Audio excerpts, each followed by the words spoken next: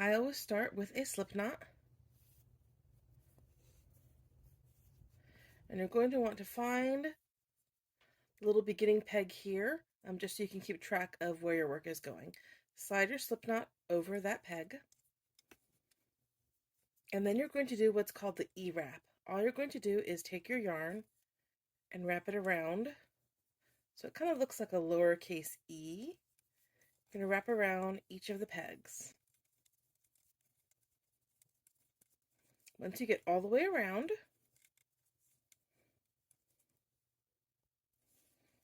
you're going to be back at the beginning where you first started.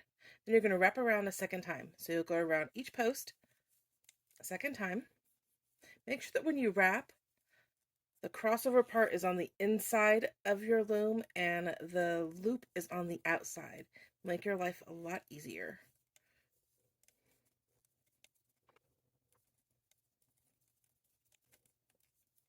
Looming is super easy.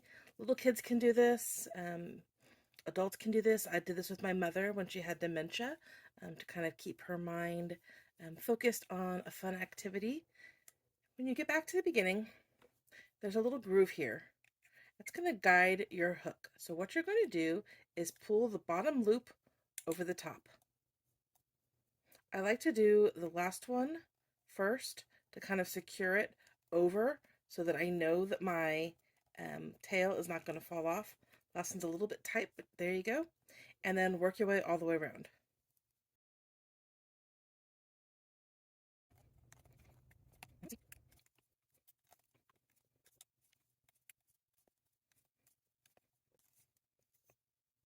And then we're back to the beginning. Pull your work down, and then you're going to wrap again. So starting again at our first peg, we're going to go around and do E-wraps around each of the pegs.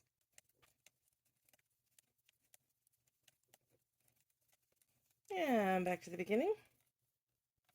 And you'll repeat the same process. So bottom over top, all the way around.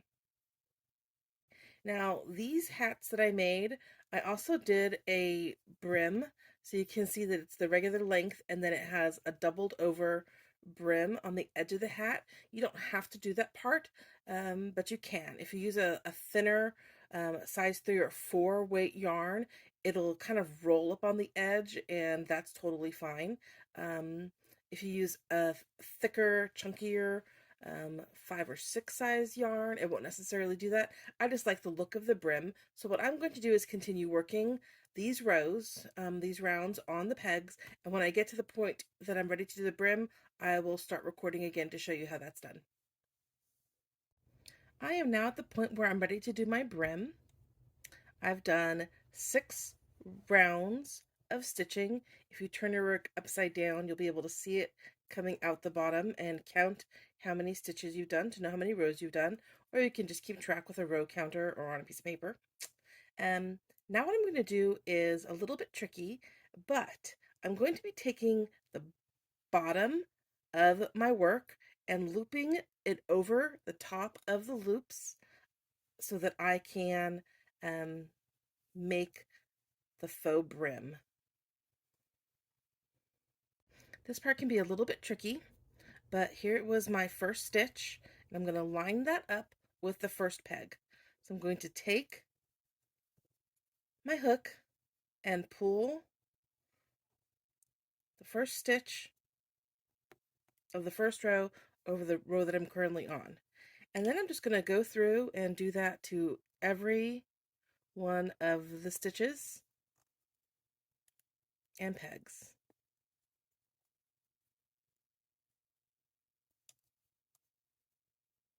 Line it up and pull it over. And I'm going to do that all the way around. So I'm almost back to the beginning, and I'm going to go ahead and take that last one and loop it over. Now, I took the tail and I just left it inside, in between the brim, so it's in there hidden so you can't see it. Take the last loop and pull it over.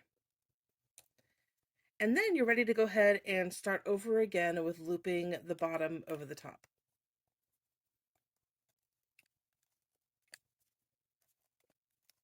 and you'll go all the way around.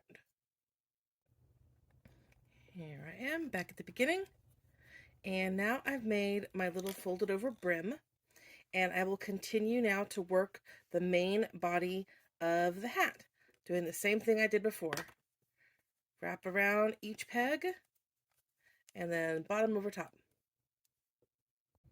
So I have done 14 rounds with the loops, and now it's time to cast off.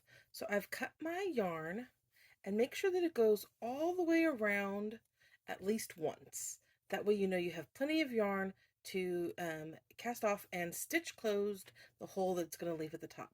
There's a couple of ways to do this. The first way is to use a yarn needle, and the second way is just to use your hook. Now most of your kits will come with both a yarn needle and a hook, so I'm going to kind of show you both ways so you can see how to do it. The object is to take these loops and get them on to your ending piece of yarn. So if I'm going to go ahead and do it with the needle, what I would do is take my needle and just catch the loop, bring it off,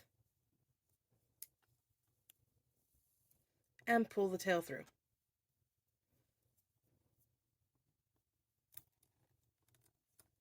This is usually the way that I do this with a needle. If you don't have a needle, or if your yarn is too thick for a needle, then what you can do is wrap your tail around, secure it, pull the loop over it, and then just pull the tail through. So either way will work. Again, all you're doing is removing the loops and securing them to the tail. I am going to use my needle to finish going all the way around, and then I will start recording again once I'm ready to finish off the hat. I am almost to the end of casting off.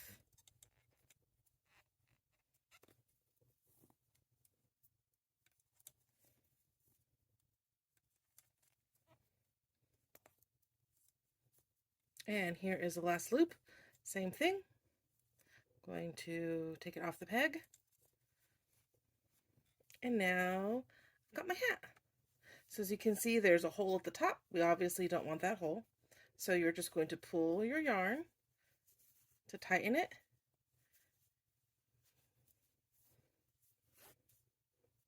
And close the hole. You want to secure it pretty tightly, and then you're just going to use your needle to pull the yarn through and secure your stitches so it doesn't come undone.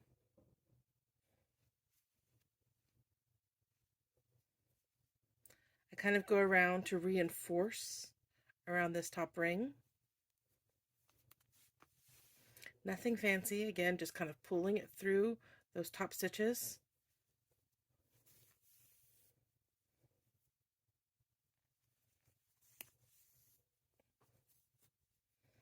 Nice and secure. Then I'm going to go in the hole to the inside of the hat so that I can tie my last knot and do the final secure stitch to hide the tail and finish off the hat. So there's one knot. I like to do a couple of them, especially since this is an item for a little one. We want to make sure that it's incredibly secure.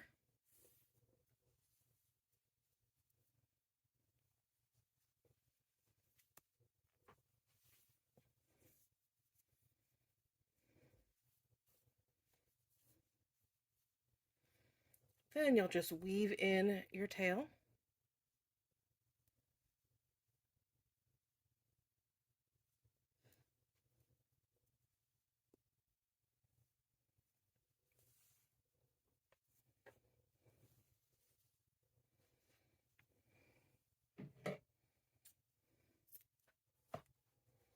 And you're done.